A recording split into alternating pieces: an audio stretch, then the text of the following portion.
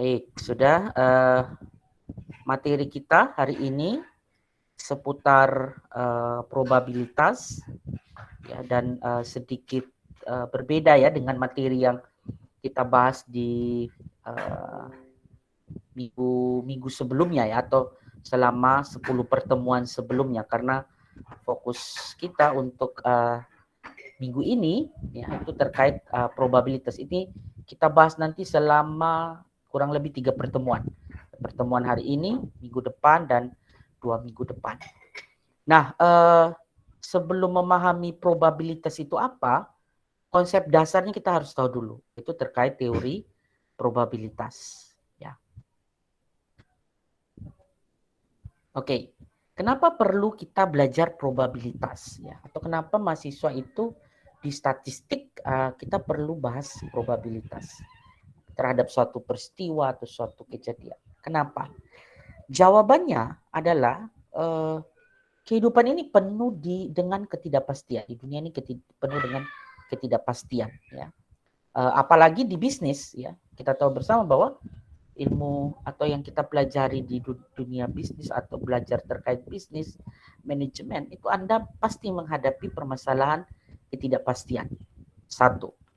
Terus selain masalah ketidakpastian, setiap pengambilan keputusan, ya, kalau dalam konteks manajemen pasti keputusan bisnis ya, mau keputusan di bidang apapun, mau omong soal pemasaran, mau omong soal finance, mau omong soal produksi, operasi, atau mau omong soal SDM, itu kita kadang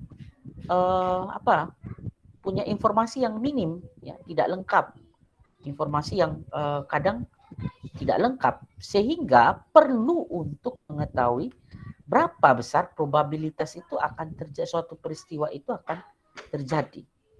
Nah, oleh karena itu maka penting ya, karena dua hal ini maka kita perlu penting untuk mempelajari terkait probabilitas. Nah, kemudian apa itu probabilitas? Nah, probabilitas itu adalah ukuran tentang kemungkinan suatu peristiwa akan terjadi di masa mendatang. Kalau kalimatnya seperti ini, kira-kira probabilitas itu sesuatu yang sudah terjadi atau belum? Belum. Belum terjadi. Kenapa belum? Karena tadi dia sifatnya kemungkinan yang akan terjadi di masa mendatang. Jadi kalau kita menghitung probabilitas, ya, memprediksi atau memperkirakan berapa kemungkinannya, itu berarti itu belum terjadi. Gitu. Nah, kalau sudah terjadi ya bukan probabilitas lagi. Gitu. Kemudian probabilitas juga dinyatakan nilainya itu 0 sampai 1. Ya, 0 sampai 1. Atau biasa juga dinyatakan dalam persen itu 0 sampai 100%. Probabilitas tidak pernah di bawah 0 atau minus, tidak mungkin. Tidak ada itu. Atau misalnya di atas 1. Makanya kalau ada orang yang bilang, saya yakin lulus mata kuliah statistik deskriptif nanti itu 200%. Gitu. Tidak ada. Kenapa? Karena probabilitas paling tinggi itu adalah 1 atau sebesar 100%. Gitu. Nah, kemudian Anda juga harus memahami konsep dasar dalam probabilitas. Ada 3 hal. Yang pertama percobaan. Nah, percobaan ini adalah pengamatan terhadap beberapa aktivitas atau proses yang memungkinkan timbulnya paling sedikit 2 peristiwa tanpa memperhatikan peristiwa mana yang akan terjadi. Gitu. Jadi kita namanya percobaan itu kita pengamatan. Jadi kita tidak tahu nanti misalnya kalau kita lempar uang logam, katakanlah lempar, terus jatuhnya itu akan muncul apa? Muncul gambar atau muncul angka? Gitu. Atau Anda kalau main ular tangga misalnya, lempar dadu, itu kan Anda tidak tahu keluar pas lempar ini keluarnya angka berapa? Dari 1 sampai titik 1 sampai titik 6. Gitu. Seperti itu. Nah, itu kita sebut sebagai percobaan. Kemudian yang kedua adalah hasil. Nah, hasil ini adalah namanya hasil, output. Berarti itu keluaran dari percobaan. Misalnya, lempar dadu tadi. Oh, keluar titik 1. Maka kalau saya main ular tangga, saya lempar dadu, keluar 1 berarti saya harus melangkah sebanyak 1. Atau pas saya lempar dapat 6, maka saya harus jalan 6 langkah. Itu hasil, keluaran, output. Kemudian yang ketiga adalah peristiwa. Nah, kalau peristiwa ini kumpulan dari percobaan. Jadi kalau percobaan tadi kan paling sedikit ada 2 peristiwa yang ada di dalamnya ya. Misalnya ya, saya lempar dadu, kalau main ular tangga itu kan lempar dadu bukan hanya 1 kali. Bisa 2 kali, 3 kali, 4 kali sampai kita sampai ke titik yang paling tinggi atau nilai yang paling tinggi. Nah, itu kita sebut sebagai peristiwa karena dia kumpulan dari percobaan-percobaan. Gitu. Nah, ini 3 konsep, 3 hal yang Anda harus minimal paham ya dalam probabilitas. Sebenarnya probabilitas ini sangat erat kaitannya dengan kehidupan Anda. Gitu. Sangat erat dalam kehidupan. Karena apa? Kita bicara sesuatu masa depan. Gitu. Ya. Contoh aja misalnya, Anda penggemar sepak bola. Ya, bicara soal berapa peluang atau berapa kemungkinan tim Anda menang. Itu kan bicara soal sesuatu yang belum terjadi. Gitu. Apalagi kalau partai final atau El Clasico katakanlah. Real Madrid versus Barcelona. Nah itu sebelum bertanding rame gitu. 2 pendukung sama-sama punya probabilitasnya masing-masing. Punya peluangnya masing-masing. Nah itu percobaan. Hasilnya nanti keluar setelah pertandingan gitu kan, baru kita tahu apakah menang seri ya, atau timnya kalah. Seperti itu ya. Jadi sebenarnya Anda sering lakukan, hanya saja konteks ilmiahnya Anda masih kurang gitu. Nah ini yang kita akan bahas ke konteks atau materi hari ini terkait probabilitas. Nah ini contoh misalnya pertandingan Leicester versus Chelsea Liga Inggris. Itu kan percobaan itu pertandingannya belum mulai. Hasilnya kan bisa 3 itu. Ada bisa kalah, bisa menang, bisa imbang. Nah akhirnya hasil outputnya Leicester kalah ya berapa golnya gitu ya. Hasil akhirnya berapa gitu. Penguasaan lapangannya bagaimana, statistik keluar sudah hasil. Ya, dari peristiwa-peristiwa tadi. Nah, atau misalnya kita lempar uang koin. Ya. Ada 2 kemungkinan, muncul angka, muncul gambar. Peristiwanya ya nanti akhirnya outputnya muncul gambar. Gitu. Kita lempar 3 kali berturut-turut muncul gambar semua. Gitu. Nah, itu adalah probabilitas. Nah, terus tadi saya bilang probabilitas itu nilainya, range-nya itu 0 sampai 1. Tidak mungkin negatif, tidak mungkin di atas 1. Atau kalau dalam persen berarti 0 sampai 100%. Ya. Nah, di sini jika nilai probabilitas itu 0, kita hitung 0 hasilnya, maka kita bisa katakan bahwa itu tidak mungkin, peristiwa itu tidak mungkin akan terjadi. Nah, kenapa Pak? Ya 0. 0 itu kan menunjukkan probabilitas atau peluangnya tidak ada. Tapi kalau perhitungan Anda dapat 1, berarti itu sempurna. Peluang terjadinya ya pasti terjadi. Karena 1. Nah, ukurannya ya silakan nanti lihat di dalam range itu kan. Dia mendekati titik 0 atau mendekati 1. Atau kalau dalam persen mendekati 0 atau sampai 100%. Seperti itu. Sehingga nilai probabilitas kita tulis ya, probabilitas ini 0 sampai dengan 1. Kemudian dalam probabilitas itu ada 3 pendekatan. Ya.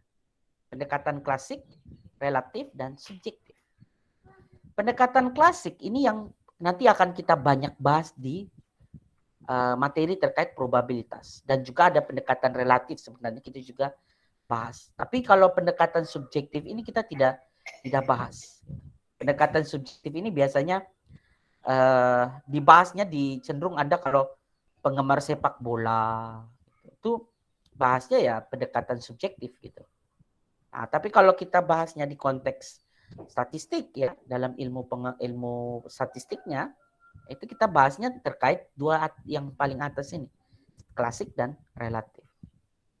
Pendekatan klasik itu adalah sebuah peristiwa mempunyai kesempatan terjadi yang sama. Jadi kita tidak tahu ketika kita misalnya lempar uang koin itu, uang logam, itu Anda tidak tahu apa yang akan muncul, gitu kan? Apa yang akan keluar. Nah, itu kita sebut sebagai pendekatan klasik. Semua punya kesempatan yang sama. Sama kalau kita main ular tangga ya, saya pikir hampir semua di kelas ini pasti sudah pernah main itu. Atau main kartu lah. Main kartu. Anda juga tidak tahu itu Anda dapat kartu apa. Karena semua orang di dalam permainan itu akan mendapat kesempatan yang sama semua. Nah, itu kita sebut sebagai pendekatan klasik. Kemudian ada pendekatan relatif. Nah, pendekatan relatif ini lebih ke kejadian yang sudah terjadi. Jadi dia sebenarnya probabilitas tapi menghitung sesuatu yang sudah terjadi. Ya. Nah, ini agak sedikit unik gitu. Karena dia memang probabilitas ya, probabilitas itu kan memang belum terjadi ya, tapi ini sebenarnya kita pakai data yang sudah ada untuk kita bisa memprediksi kondisi di masa yang akan datang. Nah, pendekatan ini didasarkan pada besarnya probabilitas pada banyaknya suatu peristiwa terjadi dari keseluruhan percobaan yang dilakukan. Jadi misalnya nanti kita hitung ya, biasanya kita sudah hitung ya probabilitasnya atau kejadiannya sudah ada, kita hitung berapa persen nanti atau berapa trennya misalnya keseluruhan percobaan yang sudah dilakukan. Kemudian yang terakhir ada pendekatan subjektif. Nah, ini yang saya bilang kita tidak akan bahas di statistik gitu. Kenapa? Karena ya ambil contoh aja sederhana pendukung bola tadi, El Clasico Madrid versus Barcelona, itu pasti fansnya kan subjektif semua. Waktu ditanya ke fansnya Barcelona, dia jawab probabilitas pertandingan tersebut yang menang pasti dia Barca. Kalau ditanya fansnya Madrid, ya pasti jawabannya Madrid. Gitu. Karena di situ probabilitas suatu peristiwa terjadi berdasarkan penilaian pribadi atau pendapat pribadi. Gitu. Nah, makanya kenapa kita tidak terlalu banyak bahas di situ. Karena kalau sudah bilang pendekatan subjektif, ya pasti versi dirinya. Nah, ini contoh ya. Contoh tadi saya bilang, klasik itu kayak kita lempar uang koin itu kan kita tidak tahu. Uang logam itu tidak tahu apa yang akan muncul. Semua punya peluang yang sama. Lempar dadu, main kartu. Ya, itu semua punya peluang yang sama. Nah, kalau relatif itu sudah terjadi. Ini contoh misalnya ya. Di tahun 2013 Bursa Efek Indonesia itu ada 74.998.000 transaksi. Dari 74 juta lebih itu transaksi itu 37.499.000 itu transaksi untuk membeli. Sedangkan sisanya juga jumlah yang sama itu transaksi menjual. Berarti probabilitas transaksi menjual katakanlah di Bursa Efek Indonesia selama tahun 2013 itu 0,5. Nah, kalau pendekatan subjektif sudah tadi saya bilang. Ya, pendekatan yang berdasarkan apa yang kita nilai. Gitu. Subjektif dirinya kita. Ya. Nah, oke, kita masuk ke pendekatan klasik. Pendekatan ini adalah pendekatan yang akan banyak kita bahas ya. Di dalam statistik itu hampir semuanya kita bahas ini areanya pendekatan klasik. Ya. Pendekatan klasik ini apa? Ada dua, ya. Ada dua, yaitu kita sebut sebagai peristiwa saling lepas atau disebut juga dengan mutually eksklusif dan juga peristiwa tidak saling lepas atau non mutually eksklusif.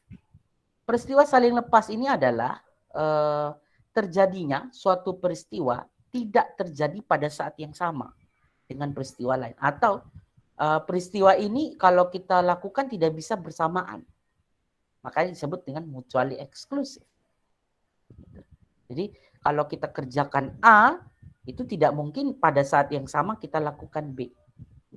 Nah, ini contohnya dulu sebelum pandemi COVID-19, kalau Anda kuliah, itu tidak mungkin Anda sambil sambil nonton TV katakan, atau dengar musik katakan, atau Anda sambil bercerita dengan teman Anda katakan. Tidak mungkin. Itu sebelum pandemi datang, dan pendidikan itu kita dalam ruang kelas ngajarnya. Nah, ketika pandemi datang, peristiwa belajar itu bisa beririsan, bisa terjadi bersamaan dengan peristiwa lain. Misalnya apa? Sekarang Anda lagi kuliah statistik, saat bersamaan juga Anda bisa dengar musik. Jadi headset satu di laptop, dengar saya kuliah, headset telinga satu pasang headset dengar musik. Bisa jadi. Kalau dulu tidak bisa. Nah, itu peristiwa saling lepas. Atau katakanlah contohnya juga, misalnya kita sementara tidur dengar musik, kan ada beberapa orang gitu. Itu peristiwa yang bisa terjadi bersamaan. Tetapi ya tidak harus juga secara bersamaan persis, tapi dia bisa dilakukan di satu momen, satu waktu yang sama. Dan ini sering banyak terjadi ya dalam kehidupan kita. Kecuali mungkin berpergian ya, atau berada di satu tempat, itu mungkin itu saling lepas ya. Kayak misalnya saat ini ada lagi di Waingapu ya, lagi kuliah, tidak mungkin saat yang bersamaan Anda misalnya foto-foto di Walakiri, kan tidak mungkin kan, kita berpindah satu tempat dengan waktu yang cukup cepat dan dilakukan bersamaan. Nah, itu pasti disebut dengan mutually exclusive. Dua peristiwa yang tidak bisa dilakukan terjadi atau tidak bisa terjadi pada saat yang bersamaan. Ya. Nah, kemudian dalam probabilitas juga itu nanti Anda sering ketemu huruf P, disimbolkan dengan P. Atau dalam beberapa buku ya, sering juga disingkat dengan PR. Ya. PR. Tapi saya lebih prefernya ke P. Karena nanti ada materi yang kita bahas juga hari ini terkait permutasi ya. Permutasi juga simbolnya nanti PR, nanti keliru. Tapi ada beberapa buku juga pakai simbol ini. Supaya Anda tidak kaget juga ya kalau baca buku-buku statistik itu. Terus apabila suatu kejadian itu disimbolkan dengan A, maka kita sebut probabilitas kejadian A. Maka kita simbolkan PA. Ya. Atau peristiwa B, ya berarti PB. Atau beberapa buku tadi saya bilang pakai PR, berarti PRA. Gitu. Atau probabilitas kejadian A. Seperti itu. Nah, kemudian yang akan kita bahas juga sebentar itu ke 4 hal ini. Mulai dari penjumlahan, kemudian kita bahas terkait peristiwa gayut tagayut ya, dan juga ada probabilitas bersyarat serta hukum perkalian dan permutasi serta kombinasi. Nah, kita bahas dulu yang pertama, hukum penjumlahan. Ingat ya, ini perlu Anda catat baik-baik bahwa di soal nanti dia tidak akan pernah bilang, oh saya itu nanti pakai hukum penjumlahan. Kerjakanlah ini menggunakan prinsip gayut atau prinsip tagayut. Atau ini adalah soal permutasi. Ini gunakanlah dengan jawaban pakai kombinasi. Ini pakai perkalian, tidak akan. Ya. Karena apa? Harus mengenal karakteristiknya. Ini konteksnya apa? Gitu. Sama juga di konteks kita nanti di lapangan ya, atau konsep kita di praktek. Gitu. Kan tidak pernah kalau waktu kita mau membuat keputusan, make decision, itu kan tidak mungkin kasus itu kasih tahu, saya ini gunakanlah saya dengan prinsip gayut gitu. Tidak pernah seperti itu ya. Karena pada kondisi kenyataannya itu kan konteksnya beda-beda ya, konteksnya beda-beda. Nah, hukum penjumlahan menghendaki peristiwa yang saling lepas. Atau kita sebut juga dengan mutually exclusive. Yaitu apabila suatu peristiwa terjadi, maka peristiwa lain tidak dapat terjadi saat yang bersamaan. Jadi peristiwa A dan peristiwa B itu tidak mungkin terjadi di posisi yang sama. Maka di sini ditulis PA atau B itu sama saja dengan probabilitas kejadian A ditambah dengan probabilitas kejadian B. Dan ingat prinsipnya mutually exclusive, saling lepas. Mari kita lihat contoh. Apabila kita menarik satu kartu dari setumpukan kartu bridge. Tahu kartu bridge? Tidak tahu? Kartu remi tahu? Tahu, Pak. Berapa jumlahnya? 54 lembar, Pak. Oke. Itu kalau remi ya, Anda masukkan joker. Kalau dalam statistik itu joker tidak dihitung. Berarti kartunya berapa? Kalau tanpa 52, joker. Pak. 52. Ya. Oke. Maka peristiwa kartu as atau kartu king itu kan mutually eksklusif. As ada berapa saya tanya? 4. 4. As apa saja? Kok ada 4? Apa saja? Ada cluster, scope, druid dengan harten. Nah, itu istilah kartu. Di kartu remi Anda ya. Hati-hati karena dalam statistik itu dia tidak menyebut istilah-istilah itu. Dia tidak mengenal druid. Gitu. Diamond itu. Dalam buku-buku statistik itu sering ditulis diamond misalnya. Atau belah ketupat gitu-gitu. Nah, hati-hati ya istilah-istilah begitu. Gitu. Kayak clover itu. Dibilang bunga dalam beberapa buku statistik itu. Jadi Anda harus banyak cari referensi juga ya. Supaya tidak keliru. Gitu. Nah, as ada 4. Kalau king, kalau kalian biasa bilang koneng. Itu ada 4 juga ya? Iya Pak, 4. Ada 4. Oke. Berarti kedua jenis kartu as dan ini mereka sama-sama terpisah. Kalau saya kumpulan kartu as itu ada 4. Kartu king juga ada 4. Maka di sini kita sudah menganut prinsip hukum penjumlahan dengan sifat tadi mutually exclusive. Ya. Maka di sini kartu as 4/52. Ditambah kartu king 4/52 juga. Nah, kalau prinsip penjumlahan, ya, penyebutnya jangan dijumlahkan, hanya pembilangnya saja. Berarti 4 tambah 4 sama dengan 8/52.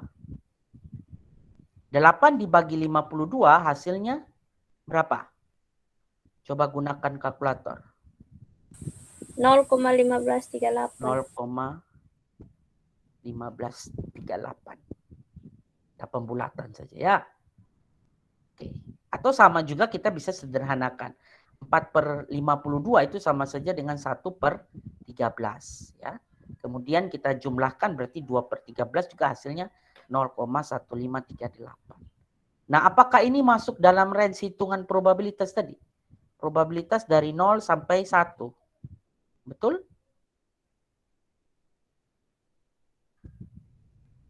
Range-nya betul ini? Berada di kisaran itu?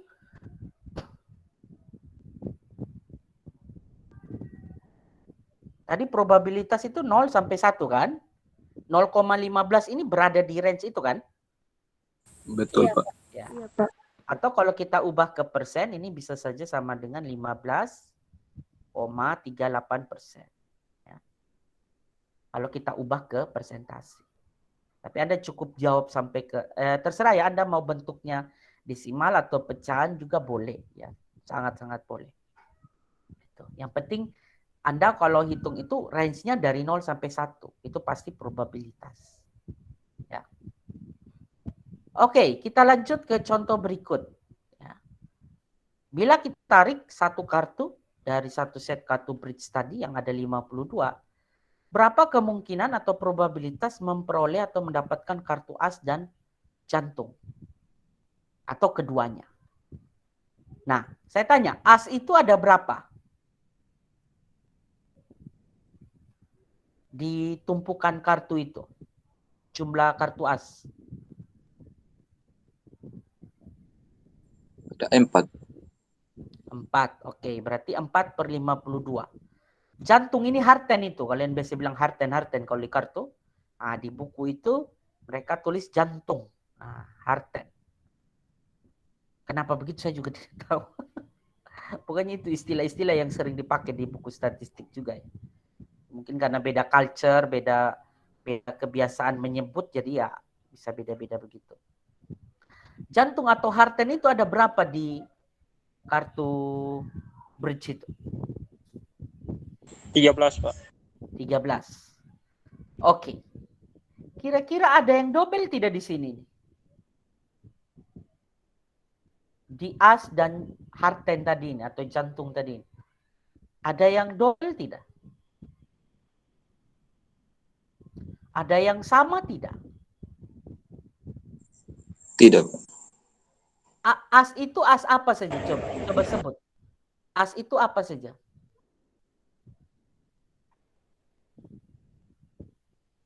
As itu apa saja?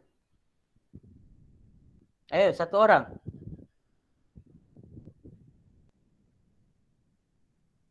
As itu apa saja? Ayo. Tadi sudah jawab tadi. As harten, as klaper, as kopen, as ruit. Oke. Terus kalau di kumpulan yang harten tadi apa saja isinya? Yang kumpulannya jantung tadi. Apa saja? As harten. Tidak. Oh, as harten itu yang double. Maksudnya? Iya, Pak. As harten double. Kenapa? Karena dia ada di as, ada juga di kumpulan harten itu atau jantung itu. Maka double dia. Nah, untuk tidak mungkin itu ada di tumpukannya as sama tumpukannya jantung di saat bersamaan. Maka kita harus kurangkan 1. Begitu. Nah, inilah yang kita sebut sebagai mutually exclusive. Gitu. As jantung tidak akan bersamaan ada di tumpukannya as dan tumpukannya jantung atau harten tadi. Tidak mungkin. Maka dia harus ada di salah satu. Maka kita kurangkan. Ya, misalnya kalau dia sudah dikategorikan di as, tumpukannya as, dia tidak mungkin ada di tumpukannya jantung karena kurang dia pasti. Nah, maka kuranglah 1 per 52. Ya. Maka kalau kita jumlahkan 4 ditambah 13, hasilnya berapa? 17. 17 kurang 1, 16. 16. Ya, 16 per 52, coba kalau dihitung dapat berapa? 0,30. 30. Atau 30% ya, kalau kita ubah ke persen. Nah, itu juga tadi ada lihat, oh masuk dalam range probabilitas 0 sampai 1. Tapi prinsipnya tadi, tidak mungkin as jantung itu ada di 22 tadi. Maka kenapa kurang 1 per 52? Nanti di konteks soalnya kalau Anda tambah banyak lagi kartu, lihat, perhatikan. Ada yang double tidak? Ada yang kemungkinan sama tidak? Seperti itu. Nah, oke, kita lanjut ya. Oke, itu kita cukup ke hukum penjumlahan. Intinya, kalau kita kembali ke hukum penjumlahan, titik tekannya adalah peristiwanya adalah mutually exclusive. Titik tekannya di situ. Ya. Poin yang Anda harus garis bawahi di situ. Mutually exclusive. 2 kejadian tidak mungkin terjadi saat yang bersamaan.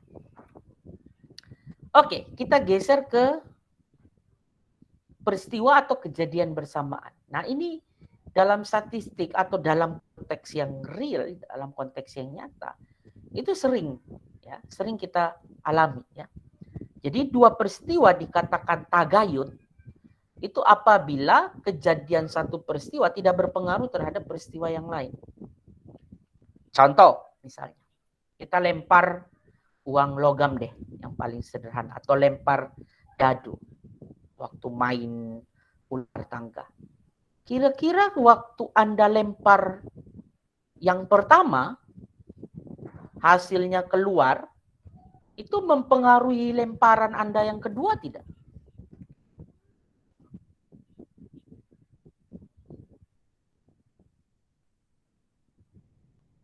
Halo? Apakah orang di kelas ini?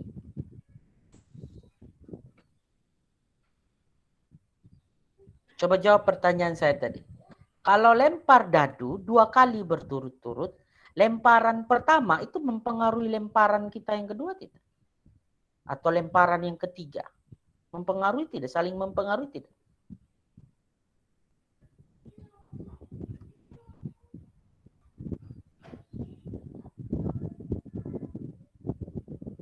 Saling mempengaruhi tidak? Halo? Tidak. Ya, bagaimana? Saling mempengaruhi tidak? Tadi siapa yang mau jawab itu? Saling mempengaruhi tidak?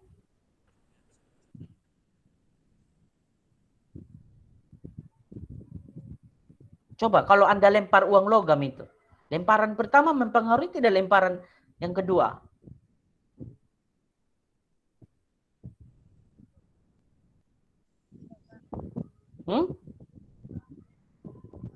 Coba salah satu jawab. Mempengaruhi tidak? Tidak, Pak. Tidak mempengaruhi. Kenapa? Ya karena Anda lempar yang pertama tidak mempengaruhi apapun ke lemparan kedua. Atau lemparan pertama saya memang keluar angka, terus lemparan kedua pasti keluar angka. Atau pasti keluar gambar, kan tidak. Atau lempar pertama muncul titik 1, apakah mempengaruhi titik yang berikutnya di lemparan dadu yang berikutnya? Kan tidak. Maka peristiwa pelemparan dadu, peristiwa untuk lempar uang logam, dan lain-lain yang tidak akan mempengaruhi kita sebut sebagai peristiwa tagayur. Ya. Kemudian ada di satu sisi juga yang saling mempengaruhi atau gayut. Ya. 2 peristiwa itu disebut gayut atau saling mempengaruhi. Itu ketika misalnya kita tarik 2 kartu bridge, tapi tanpa pengembalian. Maka itu kita sebut dengan peristiwa gayut. Kenapa peristiwa gayut? Karena apa? Probabilitas penarikan kedua itu akan dipengaruhi oleh hasil penarikan kartu pertama. Seandainya, ambil contoh, dari 52 kartu, ya, kita tarik 1, muncul kartu as. Nah, maka otomatis kita jangan kasih kembali, simpan itu kartu. Kartu as. Yang pertama. Kita tarik lagi, yang kedua kartu as. Maka tarikan kedua ini, itu kan jumlahnya sudah beda. Waktu sebelum kita tarik tadi, jumlahnya kan 52. Maka kartu asnya kan yang pertama 4/52. Waktu kita tarik yang kedua, kartu itu kan sudah berkurang. Asnya hanya sisa 3, jumlah kartu semua 51. Maka di situ penarikan pertama tanpa dikembalikan akan mempengaruhi jumlah. Maka peristiwa penarikan 2 kartu bridge tanpa pengembalian itu masuk ke dalam kategori peristiwa gayut. Kenapa? Ya karena tadi tarikan pertama akan mempengaruhi tarikan kedua, ketiga, keempat, dan seterusnya. Gitu. Jadi Anda harus bisa membedakan antara gayut dan tagayut, dan juga dengan mutually eksklusif dan non mutually eksklusif. Ya, itu jadi catatan. Nah, secara statistik, ya, konsep Gayu tadi kita sebut sebagai probabilitas bersyarat. Misalnya, kejadian A kan terjadi, maka kejadian B atau peristiwa atau probabilitas kejadian B ini terjadi setelah adanya peristiwa A. Makanya bentuk rumusnya, formulanya seperti ini. Gitu. Ya, memang makin ribet karena tadi konsep probabilitas bersyarat tadi. Ya. Kemudian, ya, ini kita masuk ke contoh supaya Anda daripada rumus terlalu banyak, sakit kepala dengan statistik, kita masuk di contoh. Ini ada data jumlah mahasiswa perguruan tinggi X berdasarkan jenis program dan juga pekerjaan orang tua. Ya. Nah, di sini berdasarkan data probabilitas kita diminta untuk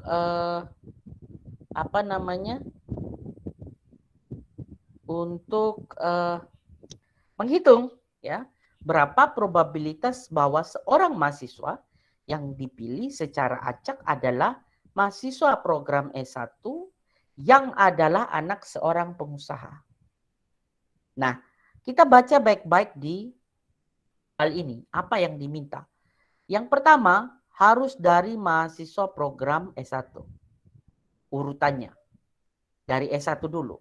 Kemudian dari program S1 tadi, mahasiswa yang kita pilih itu harus adalah anak seorang pengusaha. Katakanlah seperti itu. Nah, sekarang coba bagaimana kita selesaikan. Nah, ini dia.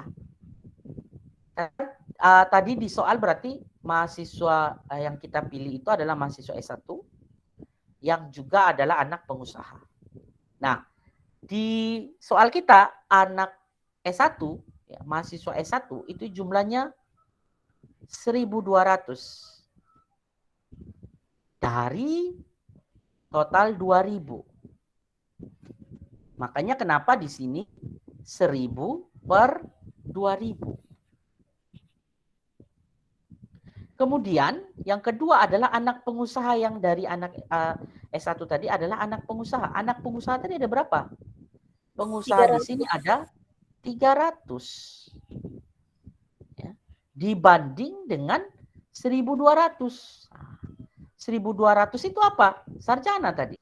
Karena dipilih di sini sarjana tadi, program S1. Nah, maka kita hitung. 1.200 bagi 2.000 itu hasilnya 0,6. 300 dibagi 1.200, 0,25. Lalu kita kali, hasilnya betul 0,15. 0, dikali 0,25. Iya, Pak. Nah, 0,15. Atau sebesar 15%. Kalau kita hitung dalam persentase. Kita lihat lagi di range. Oh, 0 sampai 1 masuk. Berarti probabilitas kita pilih mahasiswa secara acak adalah program S1 dan yang adalah anak seorang pengusaha itu adalah 15% atau 0,15. Nah, sekarang coba latihan soal. Berapa probabilitas bahwa mahasiswa yang dijumpai adalah anak seorang petani dari program diploma? Urutannya anak petani dari program diploma. Coba. Anak petani dari program diploma. Berarti yang terlebih dahulu kita cari anak petani, mahasiswa petani yang pekerjaan orang tuanya adalah petani. Berapa di situ jumlahnya? 500 orang. Petani. Dia tidak bilang ke spesifik ke program diplomanya. Anak seorang petani.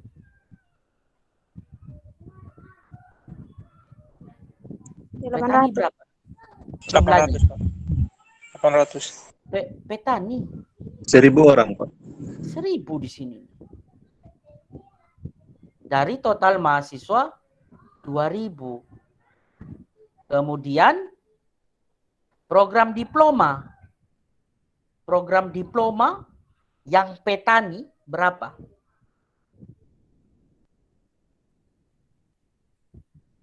$800.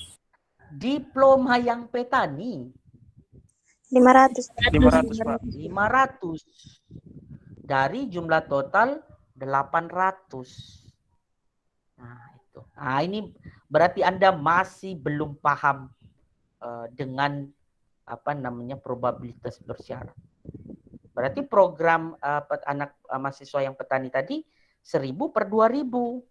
Sedangkan mahasiswa yang diploma yang dari anak petani tadi ya 500 per 800. Ya, kalau kita selesaikan 1000 bagi 2000 0,5 ya. Kemudian 500 dibagi 800 dapat berapa? 0,625. Kalau kali 0,5 kali 0,625 hasilnya 0,31. berarti probabilitas mahasiswa yang dijumpai adalah anak seorang petani dari program diploma adalah 0,31 atau sebesar 31%. Nah, jadi supaya kalau Anda mau kuasai probabilitas itu ya harus latihan banyak ya. Latihan soalnya banyak. Makanya saya bilang dari dulu sebelum Anda untuk mau kuasai statistik itu pertama ya harus rajin jawab atau latihan soal. Kalau Anda jarang latihan ya makin tidak bisa pahami statistik seperti itu. Kalau makin latihan makin bisa. Ya. Sama kan orang mau belajar renang itu kan bukan dari baca buku tutorial berenang, gitu. Tapi ya dia praktek atau melakukan penerapan berenangnya. Gitu kan. Kalau Anda mau jago menulis ya harus mulailah dengan menulis. Gitu. Makanya kalau mahasiswa kalau bilang mau ini sambil dicatat karena saya sambil karena tidak ada di materi ya, saya sengaja supaya latihan. Ya, karena supaya ya kalau mahasiswa skripsi itu kan mau bisa menulis skripsi dengan baik, ya kalau dia menulis skripsi, mulai dengan menulis. Gitu. Jangan hanya nonton tutorial saja, bagaimana cara buat skripsi yang baik. Nonton YouTube saja, baca buku saja, ya Anda akan bisa mengasah kemampuan menulis. Gitu. Sama juga kemampuan analisis ya di statistik atau kemampuan menghitung dalam statistik. Itu juga sama. Anda harus sering latihan soal. Oke, begitu. Bisa ya? Kita lanjut ya? Ya, Pak. Oke. Iya, Pak. Nah, ini yang sering dijumpai. Hati-hati dengan mutually eksklusif, non mutually eksklusif, dengan gayut dan tak gayut. Itu dua hal yang berbeda. Tapi sering disamakan. Mutually eksklusif dan non mutually eksklusif tadi itu bukan peristiwa yang mempengaruhi atau tidak, tapi itu peristiwa yang terjadi bersamaan atau tidak. Ya. Sedangkan kalau gayut dan tak gayut itu adalah peristiwa yang saling mempengaruhi atau tidak. Itu kan dua hal yang berbeda. Sehingga hati-hati ya, kuncinya hati-hati. Maka tadi saya bilang hukum penjumlahan prinsipnya tadi mutually eksklusif. Kalau probabilitas bersyarat prinsipnya apa? Gayut. Gitu. Kalau tak gayut juga bisa jadi. Dan ini kita akan masuk ke mana? Hukum perkalian. Kenapa? Karena hukum perkalian itu menyaratkan satu peristiwa itu non eksklusif atau peristiwa yang joint. Ya. Bila peristiwa A dan B itu adalah joint, maka probabilitasnya ditulis dengan gini. Probabilitas A dan B, gitu. Atau probabilitas A irisan B, gitu, atau probabilitas A dikali probabilitas B. Nah, ini hukum perkalian. Dia sudah masuk untuk peristiwa yang gayut. Non mutually eksklusif. Ya. Atau peristiwa yang joint. Terjadi bersamaan. Nah, kemudian Di hukum perkalian juga ada peristiwa yang sifatnya tagayud. Ya. Contoh apa? Tadi lempar uang koin, lempar dadu itu kan tagayud. Bagaimana hitungnya ya? Kali biasa dia. Contoh, sebuah uang logam dilempar 2 kali. Probabilitas kedua lemparan menghasilkan gambar lalu angka. Gambar dan angka. Maka yang gambar probabilitasnya kan 1/2. Dikali probabilitas angka 1/2 juga. Nah, kalau hukum perkalian kan pembilang kali pembilang, penyebut kali penyebut. Maka 1 kali 1 hasilnya 1, 2 kali 2, 4. Atau kalau Anda mau sederhanakan, 1/2 kan 0,5.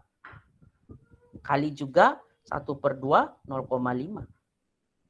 Hasilnya kan 0,25. Atau kalau desimal ini ya 1/4. Kalau 1/4 kan kita bagi juga kan hasilnya sama. 0,25. Nah, itu prinsipnya. Ya. Jadi kalau dua peristiwanya tagayud, aman-aman saja. Tapi kalau Anda kena dengan peristiwa yang gayud, maka Anda harus melewati rumus yang cukup panjang ini. Tapi saya prinsip sederhananya kita bisa paham. Nah, ini saya langsung ke contoh aja. Seandainya ada 10 bola pingpong. Ya. Yang diketahui 8 diantaranya berjenis X dan 2 lainnya berjenis Y.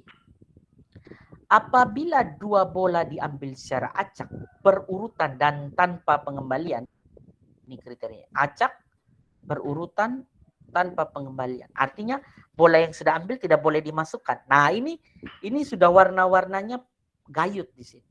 Kenapa? Karena kalau bola itu kita sudah ambil lalu kita tidak masukkan lagi, kita tidak kembalikan lagi, maka jumlah di dalamnya itu akan berpengaruh. Akan makin berkurang. Maka probabilitas bahwa keduanya berjenis X itu dia tanya berapa. Nah, berarti di sini diketahui bola berjenis X-nya kan ada 8 ya.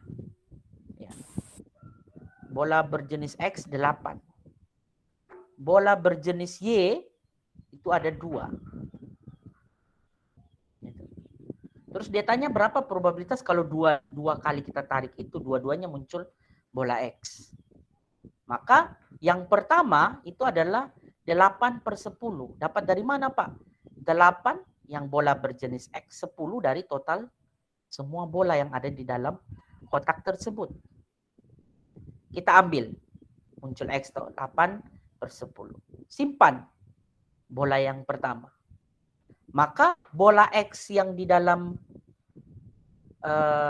tempatnya itu sisa berapa saya tanya? Kalau kita sudah tarik lalu simpan di luar. Berarti bola X-nya sisa berapa? 7. Bola X sisa 7 dari 8. Total bolanya? 9. Sisa 9. Maka X yang kedua itu bukan 8/10 lagi, tapi 7/9. Kenapa? Bola X-nya tadi kan sudah sisa 7. Sedangkan total bolanya sisa 9. Lain hal, Anda tidak kembalikan bola tersebut. Maka kalau Anda tidak kembalikan, tetap 8/10.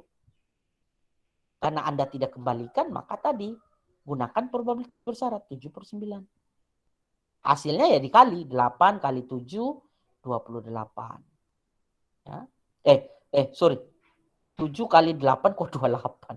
7 kali 8 berapa? Tuh. Ini. Ya di bawah sini tidak bisa. Nggak bisa. Sorry. 7 dikali 8 berapa? 56, Pak. 56.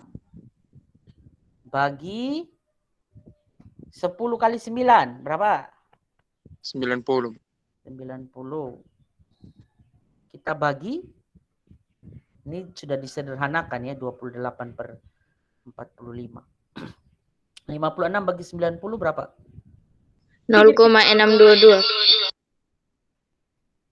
Terus kalau 28/45 sama juga ya harusnya. Sama ya? Sama, Pak. Oke, ya. Berarti itu untuk jawabannya. Masih dalam range juga ya. Ini gayut. Jadi kalau gayut itu intinya Anda perhatikan baik di soal itu. Ya, karakteristiknya apakah dia mempengaruhi tidak. Ya. Kalau tidak ada mempengaruhi kayak yang pertama ini, ya Anda pakai yang perkalian biasa, tagayut. Tapi kalau sudah ada saling berhubungan, ya tidak dikembalikan, ya tidak dimasukkan kembali gitu, itu pokoknya bahasa-bahasa yang identik dengan bahwa itu masuk ke peristiwa yang gayut atau saling mempengaruhi. Ya. Oke. Kita ke dua materi yang terakhir.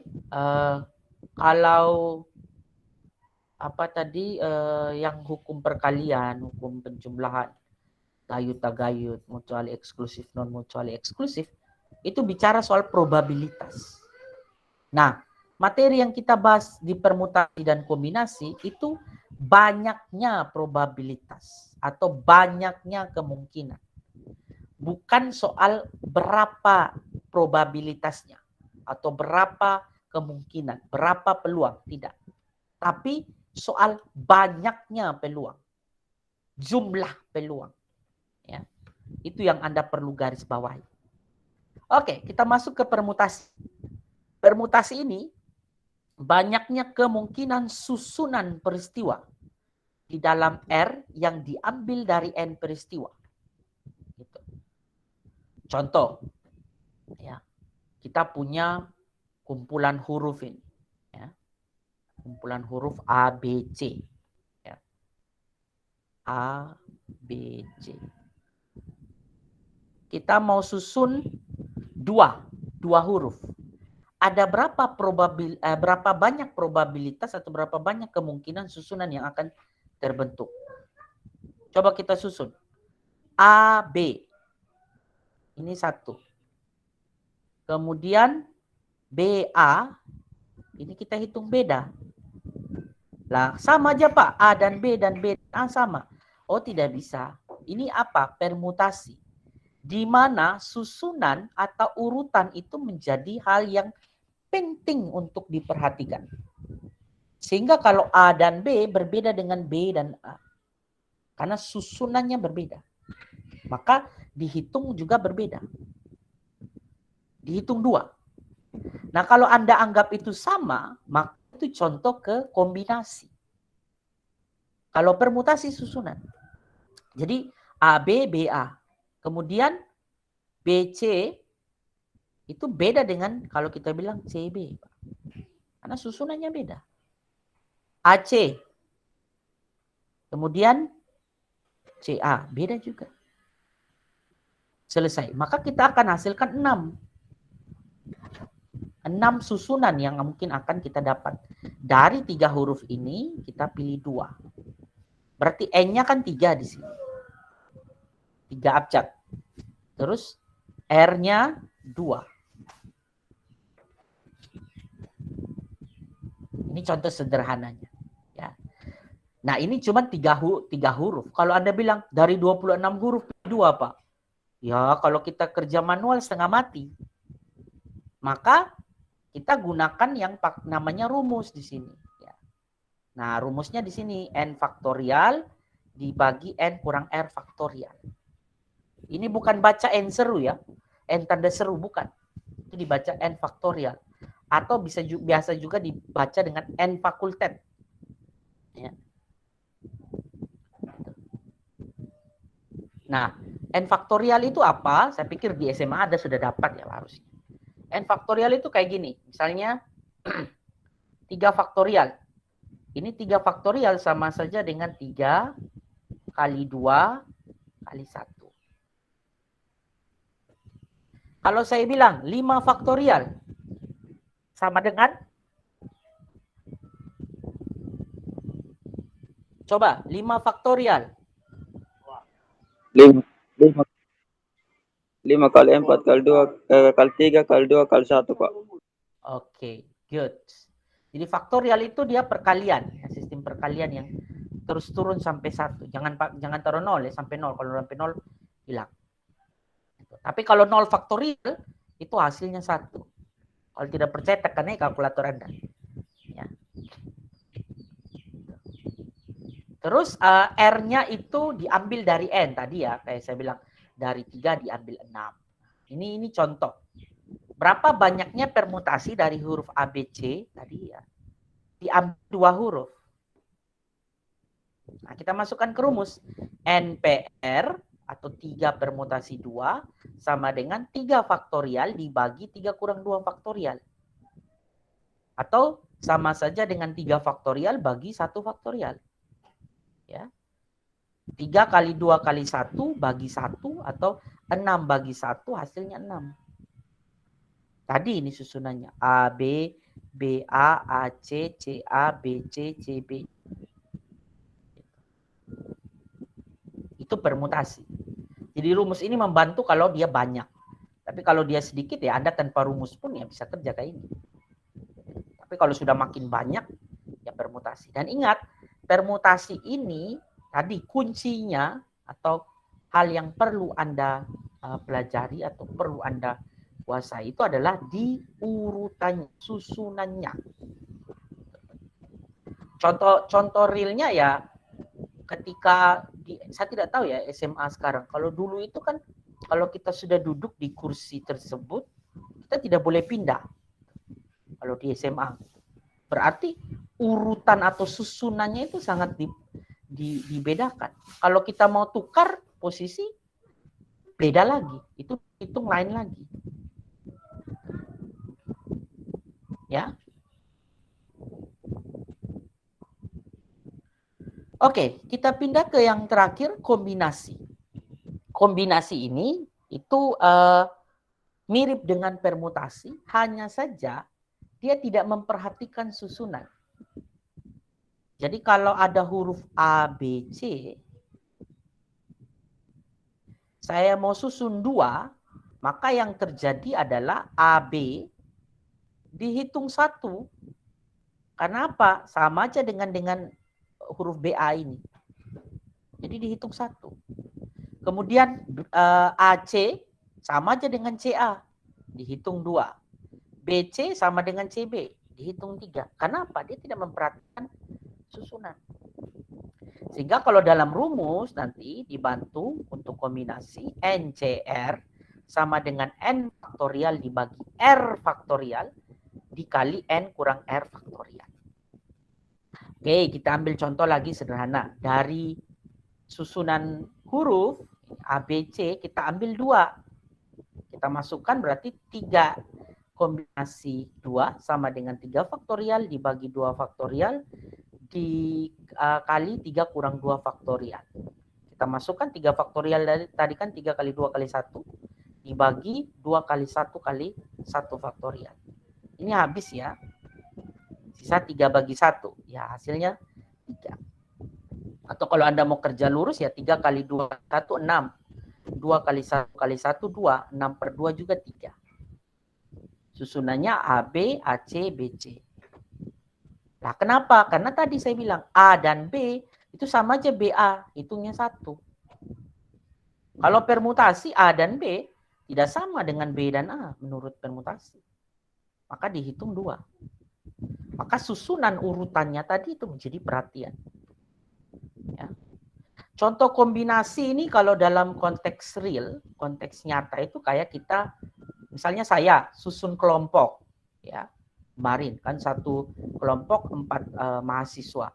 Itu kan pakai prinsip kombinasi. Dari berapa itu? Anda punya jumlah 60 sekian, saya bentuk jadi 17 kelompok. Ya. Satu kelompok isinya 4. Kan sama saja. Ya. Mau artinya gini, diurut misalnya katakanlah Panji, di kelompok Panji kemarin kelompok berapa ya? Ada di kelompok berapa Panji kemarin? Atau siapa yang ada di sini? Abigail kelompok berapa? Kelompok 10. Nah, kelompok 10. Di posisi itu urutan keberapa? Nama ke 1, kedua, ketiga, keempat? Ketiga. nama ketiga. Nah, kalau saya pindah Abigail di nama pertama, ada pengaruh tidak di dalam itu Tidak. kelompok? Tidak ada. Karena dalam kombinasi sama aja di situ. Ya. Nah, itu adalah contoh kombinasi. Ya. Dan masih banyak sebenarnya dalam kehidupan itu contohnya banyak sekali. Anda bisa eksplorasi. Permutasi juga sama, kombinasi juga sama. Kalau permutasi itu juga misalnya contoh kayak pemilihan ini, kepala daerah, katakan bupati, wakil bupati, itu kan urutan. Anda kalau ubah wakilnya orangnya itu jadi bupati, sedangkan yang bupatinya pindah jadi wakil bupati, itu sudah beda posisi, dan itu permutasi sangat memperhatikan itu. Nah, itu contoh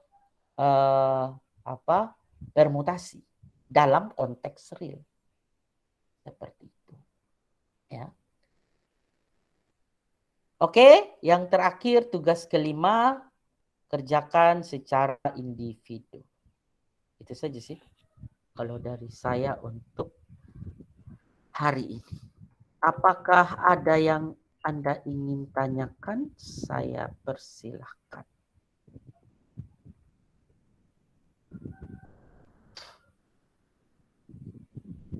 Tidak ada? Baik, kalau tidak ada, saya hentikan rekaman.